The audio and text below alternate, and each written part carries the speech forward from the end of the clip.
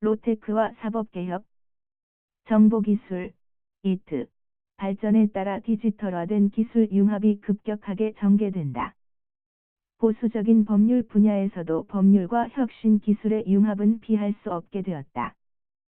법, 로, 과 혁신 기술, 테크놀로지, 이 융합한, 즉 로테크를 통한 사법개혁이 최대의 화두다.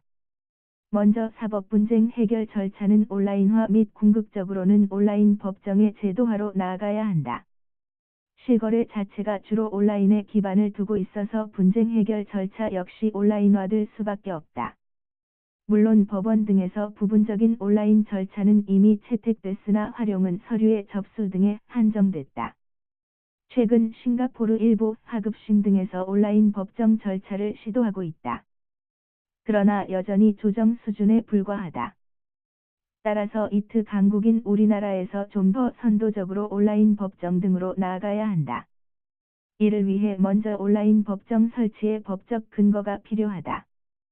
회사법이 가장 발달한 미국 델라워주의 회사법은 온라인 주주총회가 가능하도록 하는 법적 근거를 제공한다. 이에 반해 우리나라는 단지 전자투표만을 인정하는 수준에 머무르고 있다. 차제의 글로벌 경쟁력을 제공하기 위해 로테크 등을 통한 법제도 기초 인프라를 적극 지원할 필요가 있다. 어쩌면 온라인 법정 등을 선점하는 좋은 기회가 아닐지? 법률구조 활동도 로테크 등을 통해 사법 소비자 친화적으로 변화해야 한다. 예를 들면 미국과 마찬가지로 법무부 등에서 다수의 소액 피해자를 위한 대표 소송을 도입해 온라인 절차로 진행하는 방안도 고려할 수 있다.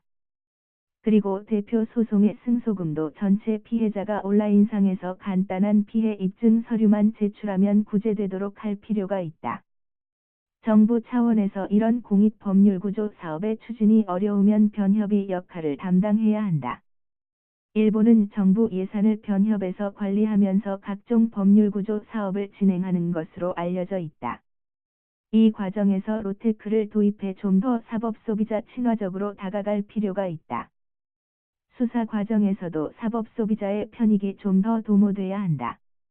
물론 수사 등의 특성상 다소 어려울 수 있으나 경미한 사건 또는 자백 사건 등에서 참고인 진술 등의 경우 온라인의 적극적인 활용 등이 절실하다. 앞으로 변호사 등의 온라인 법률 서비스 활동은 더 활성화될 것이다. 로펌 구성 역시 온라인을 통한 프로젝트 베이스의 온라인 로펌이 출연할 것이다. 다시 말하면 온라인 법률 자문 등이 급격하게 활성화될 수밖에 없다. 스마트워크 등이 이러한 서비스 제공을 원활하게 하기 때문이다.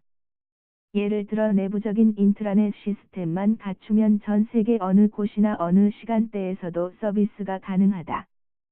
또한 회사 내부 또는 외부의 그 누구와도 협업을 통한 폭넓은 서비스가 제공될 수 있다. 프로젝트 베이스로 업무 조직이 구성, 해체, 재구성되는 형태로 개편될 것이다. 이는 기존의 오프라인 로펌 형태보다는 비용 절감 및 효율성에서 월등한 경쟁력을 가질 수밖에 없다. 온라인 로펌의 법률 서비스는 자연스럽게 더욱더 사법 소비자에게 친화적일 것이다. 이는 고객의 실제 수요에 따라 구성되는 사안별 태스크포스와 같기 때문이다. 미래학자는 앞으로 변호사의 업무의 60에서 70%는 기계가 이를 대체할 것이라고 한다.